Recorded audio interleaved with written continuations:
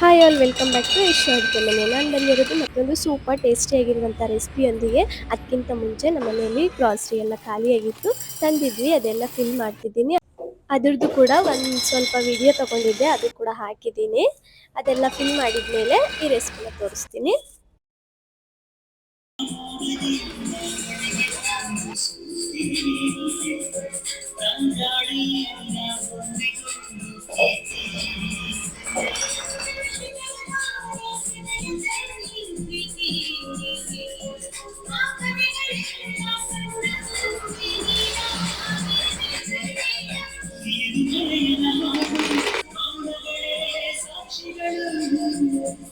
Grocery fill ಮಾಡೋ ಕೆಲಸ ಎಲ್ಲ ಆಯಿತು. ಇವಾಗ ನಾನು ಹಸಿವೆ ಆಗಿದ್ದೆ, ಅದಕ್ಕೋಸ್ಕರ ಒಂದು ಚಾಟ್ನ ಮಾಡ್ತಿದ್ದೀನಿ.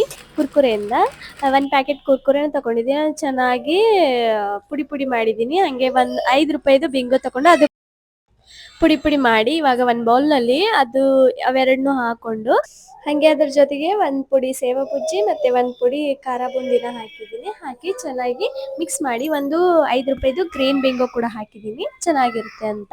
ಇವಾಗ 1 ಕಪ್ನಷ್ಟು ಸಣ್ಣ ಕಟ್ ಮಾಡ್ಕೊಂಡಿರುವಂತಹ ಸೌತೆಕಾಯಿನ ಹಾಕಿದ್ದೀನಿ. ಹಾಗೆ ಸಣ್ಣ ಕಟ್ ಮಾಡ್ಕೊಂಡಿರುವಂಥ ಟೊಮ್ಯಾಟೊನೂ ಹಾಕಿದ್ದೀನಿ, ಮತ್ತು ಸಣ್ಣ ಕಟ್ ಮಾಡ್ಕೊಂಡಿರುವಂಥ ಆನಿಯನ್ ಕೂಡ ಹಾಕಿದ್ದೀನಿ. ಹಾಗೆ ಸಣ್ಣ ಕಟ್ ಮಾಡ್ಕೊಂಡಿರುವಂಥ ಕೊತ್ತಂಬರಿ ಕೂಡ ಹಾಕಿ, ಇವಾಗ ನಾವು ರುಚಿಗೆ ತಕ್ಕಷ್ಟು ಉಪ್ಪು ಮತ್ತು ರುಚಿಗೆ ತಕ್ಕಷ್ಟು ಖಾರ ಹಾಕಿ, 1 ಸ್ಪೂನಷ್ಟು ಚಾಟ್ ಮಸಾಲ ಹಾಕಿ, ಒಂದು ಅರ್ಧ ನಿಂಬೆ ಹಣ್ಣಿನ ರಸ ಹಾಕಿ, ಇದನ್ನು ಚೆನ್ನಾಗಿ ಮೇಲೆ ಕೆಳಗೆ ಎಲ್ಲನೂ ಚೆನ್ನಾಗಿ ಮಿಕ್ಸ್ ಮಾಡಬೇಕು.